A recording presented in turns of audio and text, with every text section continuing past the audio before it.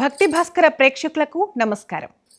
ప్రముఖ ఆధ్యాత్మికవేత్త జ్యోతిష్య పండితులు శ్రీ గాయత్రి భూమానంద స్వామీజీ ఈరోజు మన స్టూడియోలో ఉన్నారు. వారిని కొన్ని ధర్మ సందేహాలు అడిగి తెలుసుకుందాం. నమస్కారం గురువుగారు. జై శ్రీరామమ్మ. గురువుగారు, రావి చెట్టును విష్ణు స్వరూపంగా, మర్రి చెట్టును శివస్వరూపంగా కొలుస్తుంటాం. మరి మన ఇంటి గోడలపై రావి చెట్టు, మర్రి చెట్టు పెరిగితే అదృష్టమా దురదృష్టమా? దీని వెనుకున్న ఆధ్యాత్మిక రహస్యం ఏంటి? రావి చెట్టు కానీ మర్రి చెట్టు కానీ మన ఇంటి పరిసరాల లోపల వస్తుంది అని అంటే అది శుభానికి ప్రతీకని.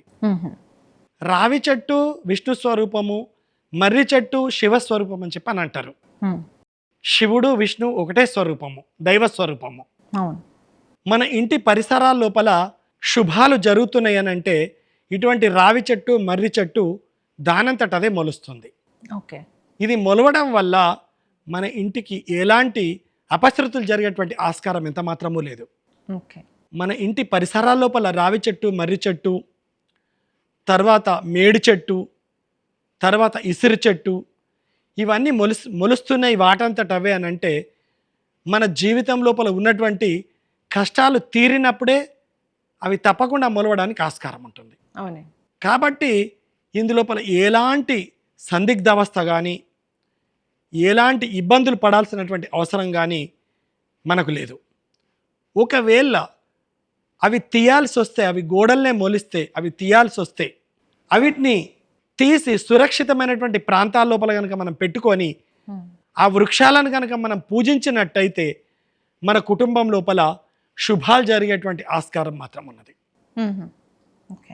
రావి చెట్టు విష్ణువు కానీ మర్రి చెట్టు శివుడు కానీ అవన్నీ కూడా దైవ స్వరూపము, అవన్నీ కూడా గాయత్రి స్వరూపము, అవన్నీ కూడా శివస్వరూపము, అవన్నీ కూడా విష్ణు స్వరూపము, అవన్నీ కూడా లక్ష్మీ గణపతి స్వరూపం అని చెప్పని అనుకోవాలా.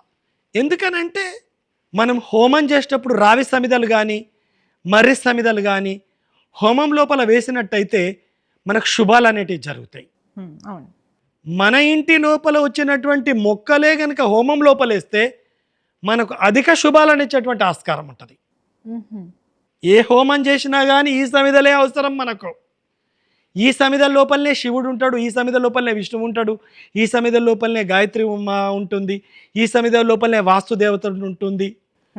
మన ఇంటి లోపల వచ్చినటువంటి రావి సమిదలు, మన ఇంటి లోపల వచ్చినటువంటి మర్రి చెట్టును మనం చంద్రకర్ర మాదిరిగా మనం వడ్రంగితోటి మనం చేయించి మన ఇంటి ఈశాన్య దిశ లోపల కనుక మనం ప్రతిష్ఠిస్తే మనకు వాస్తు లాభాలు కూడా అనంతంగా ఉంటాయి. ఇవి పల్లెటూరు లోపలనే కాదు, సిటీ లోపల కూడా ఇవి ప్రతిష్ఠ చేసుకోవచ్చు. దాని ద్వారా మనకు ఆ చెట్టు లోపల ఉండేటువంటి ఆ దేవతలు కూడా మనల్ని ఆశీర్వదిస్తారు. అశుభం ఎంత మాత్రమో కాదు. అశుభాల్ని మనం కోరుకోవడం కూడా కోరుకోకూడదు.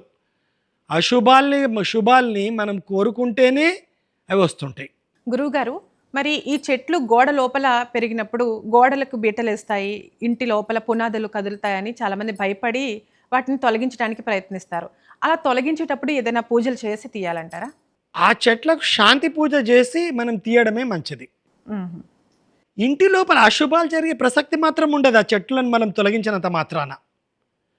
ఇంటి లోపల ఏదో ధనానికి సంబంధించినటువంటి నిక్షేపాలు ఉంటాయి.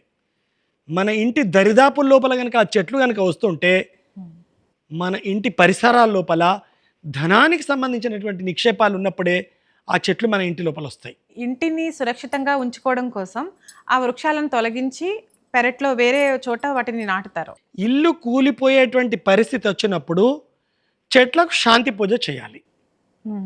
అమ్మా, నిన్ను మా ఇంటి లోపల నుంచి తొలగిస్తున్నాము, మా ద్వారా ఏదైనా తప్పు జరిగితే క్షమించండి అని శాంతి పూజలు చేసి చెట్లను తొలగించాల.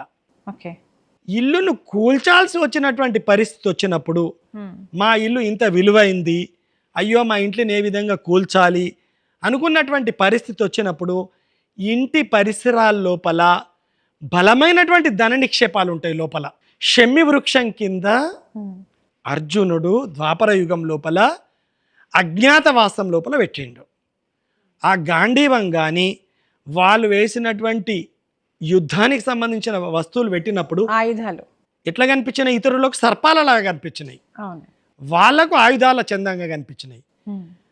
మన ఇంటి పరిసరాల లోపల ఈ వృక్షాలు అనేటివి వచ్చినప్పుడు మన ఇంటి లోపల ధనానికి సంబంధించిన నిక్షేపాలు ఉంటేనే అటువంటి వృక్షాలు పుట్టేటువంటి ఆస్కారం ఉంటుంది. ఓకే. అమ్మా, మన ఇంటి పరిసరాల లోపల అశ్వత్థ వృక్షము కానీ, మర్రి వృక్షము కానీ, గోడల లోపల కానీ, గోడలు బీటలు వారిన, ఇంటికి సంబంధించిన పునాదులు బీటలు వారిన, ఓకే. ఒక మంచి పురోహితులు తీసుకొచ్చి, బ్రాహ్మణులు తీసుకొచ్చి ఆ వృక్షాలకు పూజించి, ఆ ఇంటిని పూజించి మనం తొలగించాలమ్మా. విన్నారు కదా, రావి చెట్టు మర్రి చెట్టు మన ఇంటి గోడలపై పెరిగినప్పుడు అది అదృష్టమా దురదృష్టమా అనే సందేహాలకు గురువుగారు చాలా చక్కగా సమాధానం ఇచ్చారు.